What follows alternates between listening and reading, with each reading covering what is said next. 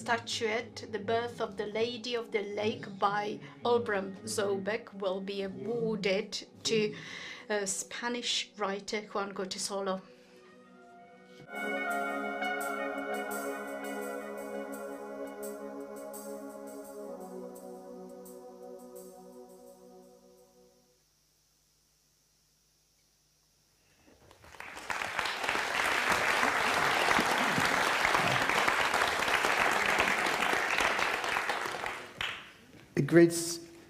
It gives me great pleasure to invite to the stage Václav Novotný, who's the chairman of the City of Prague Council for Culture. So to give this prize, I'd like to call to the stage Václav Novotný.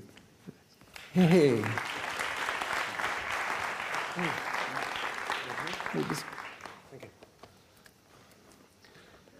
Excelence, dámy a Your Excellencies, ladies and gentlemen, distinguished guests. I do not shy from public speaking, but something that would not be compatible with my current job that I've been holding for a fairly short time.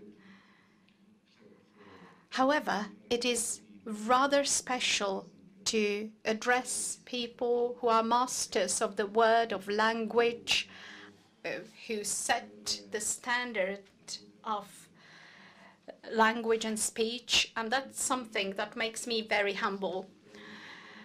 What I've prepared is a short contribution that I'm going to read.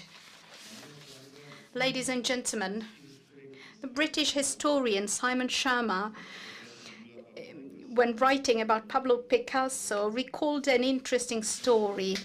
At a summit prior to declaring the Second War to Iraq in February 2003, the TV crew noticed that in the meeting room there was a reproduction of Picasso's Guernica hanging on the wall. Someone noted that this was not perhaps the most appropriate backdrop to events to come.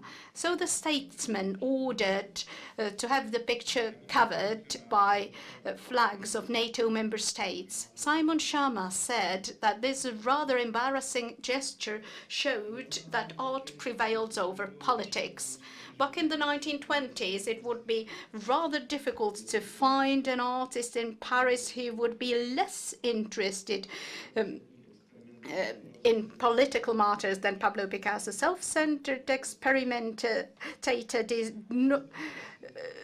was not afraid of taking the cries of the futurists to extreme. And then there was something that happened that changed Picasso.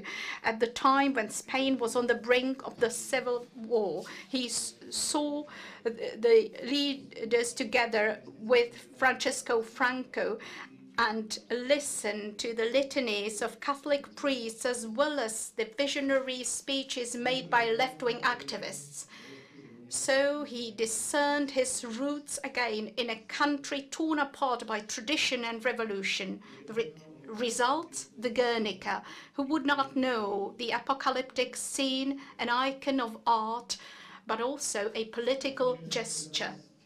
It is a great honor for me to be able to present the award, Spiros Vergos Award, to an author who was 6 years old at the time of the attack on Guernica.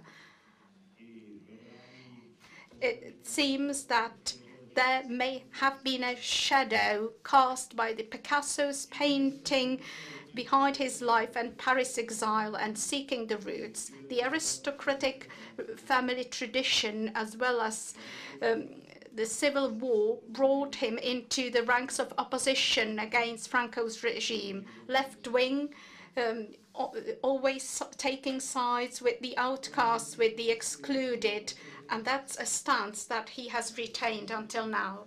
Juan Goytisolo had the courage to say openly that the burden hanging over Europe is caused by its seclusion into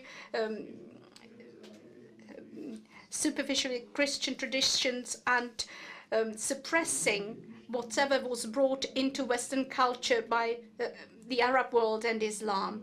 Who else, if not him, could be the person to bridge the gap in the European culture in a more convincing manner than this man who speaks fluent French, English, Turkish, Arabic, a master of the word, whose homeland is both in Paris as well as Marrakesh. Ladies and gentlemen, allow me to congratulate Mr. Gortisolo. Thank you. So I wish to invite Juan Gortisolo to the stage to receive the prize. Juan. I think it's very hard. Thank you.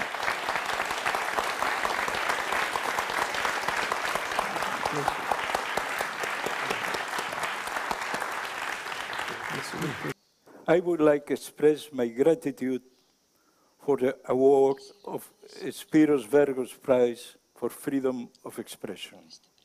For all the writers that suffer the devastating consequences of religious, ideological, or political censorship, the commitment on behalf of freedom is something essential for the cultures against the monolithic regimes that try to impose their faith or one-party system to our societies.